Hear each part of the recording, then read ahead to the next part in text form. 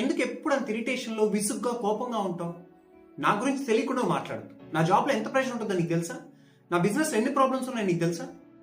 Yes, అయితే ఈ video మీకోసమే. Welcome to mental health series 30 days challenge. అవును మై డియర్, ఈ చిన్న విషయం ఒకసారి ఆలోచించు. నువ్వు ఇలా విసుగ్గా కోపంగా ఉంటే నీ జాబ్లో ఉన్న ప్రెషర్ తగ్గుద్దా పెరుగుద్దా? నీ బిజినెస్లో ఉన్న ప్రాబ్లమ్స్ తగ్గుతాయా పెరుగుతాయా? మరి ఏం చేయాలి అంటే నేను చెప్తాను.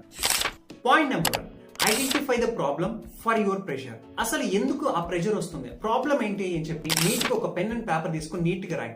ఇలా రాసినప్పుడు మీ క్లారిటీ ఆఫ్ థాట్ పెరుగుతుంది. పాయింట్ నెంబర్ 2, ఆ ప్రెషర్ ని హ్యాండిల్ చేసేంత స్కిల్ సెట్ నీ దగ్గర ఉందా, స్కిల్ మేనేజ్మెంట్ సిస్టమ్ నీ దగ్గర ఉందా, ఆ ప్రాబ్లమ్ కి సొల్యూషన్ నీ దగ్గర ఉందా అని ఒక్కసారి ఐడెంటిఫై చేయి. పాయింట్ నెంబర్ 3, మరి అంత ప్రెషర్ డైలీ లైఫ్ లో ఉన్నప్పుడు ఖచ్చితంగా ప్రెషర్ రిలీజ్ అవ్వాలి కదా. ఆ రిలీజ్ అవ్వడం కోసం